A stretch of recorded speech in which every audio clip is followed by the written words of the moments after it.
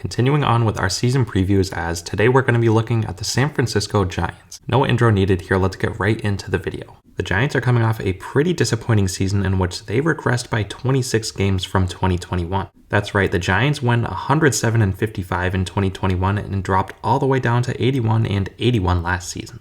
Now this drop-off was expected as their 2021 record was really out of nowhere. No one was expecting them to be nearly that good. So as much of a disappointment the Giants were last season, it was to an extent expected. Now so far this offseason, the Giants have picked up a few important names in Mitch Haniger, Ross Stripling, Sean Manaea, Taylor Rogers, Michael Conforto, and Luke Jackson. As for their subtractions, they have a few important losses in Brandon Bell, Evan Longoria, and Carlos Rodon. As a team last year, the Giants were pretty average offensively as they had a 705 team OPS which ranked 13th and 183 home runs which ranked 12th. When looking at this offense, I want to start with Jock Peterson, who was pretty good last year as he hit 274 with 23 home runs and an 874 OPS. As I just mentioned, they also picked up Mitch Haniger from the Mariners, who in limited time last year hit 246 with 11 home runs and a 736 OPS. They also have a pretty solid middle infielder in Thairo Estrada, who last year hit 260 with 14 home runs and 21 stolen bases. Mike Yastrzemski is another name in this lineup who is going to be hitting towards the top, as last year he hit 214 with 17 bombs.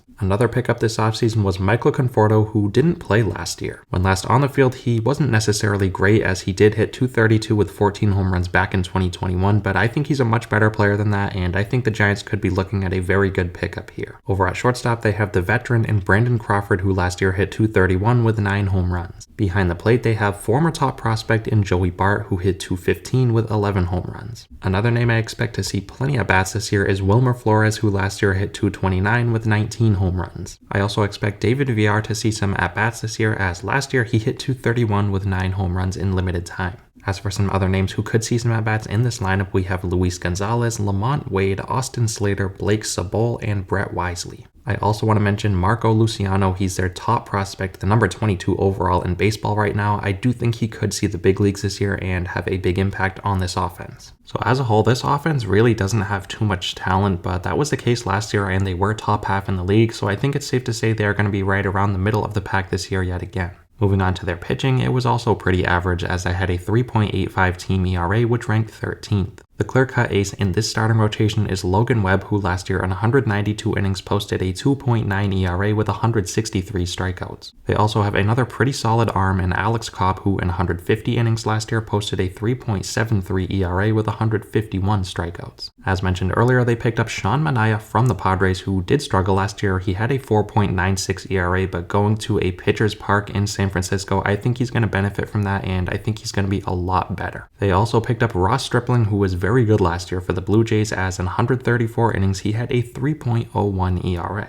As for the fifth spot in this rotation, I think it's up in the air at this point. I think they're either going to go with Alex Wood or Jacob Junis. I also don't want to forget about Anthony DeSclafani. He was really bad last year, but in the past he's been much better, so I think he is also going to have a shot at some starts here and there as well. And one other big name I want to mention is their top pitching prospect in Kyle Harrison. He's the number 17 overall prospect in baseball today. He has a lot of talent and I think he could get called up as well this year. So as a whole, this rotation is pretty good. I do think it could be their strong suit. I like the names they picked up this offseason along with the talent they have at the top end of their rotation, so I do think they're going to be good. Moving on to their bullpen, this was their weakness as they had a 4.08 bullpen ERA which ranked 20th. The ninth inning role, however, looks to be set in stone as they have a very talented young arm in Camilo Duval, who last year posted a 2.53 ERA while locking down 27 saves. As for some other arms in this bullpen who could have an impact, we have John Brebbia, Taylor and Tyler Rogers, Sam Long, and Luke Jackson. So for this bullpen, they do have Camilo Duval, who is a very reliable ninth inning option, and they have a couple arms outside of him, but I don't love the depth in this bullpen, which is why it does worry me a bit. Now that we went through this roster top to bottom, let's take a look at the Giants' outlook record-wise. They are a team that's similar to the Tampa Bay Rays in the sense that they typically finish with a lot more wins than you would expect based off of their roster. Now, after losing Carlos Rodon this offseason, I don't think they're quite going to be at 81 wins like they were last year. I think they are a 75 to 80 win team as currently constructed. The division is going to be very tough this year with top-heavy teams like the Dodgers and Padres. I know with the scheduling changes, they're not going to see many divisional games as they would typically see, but all in all, I just think the Giants are a very average team, and I think they're going to be sort of right around or just below 500. Let me know what you guys think of the Giants down below. Thank you so much for watching, and I'll see you next time.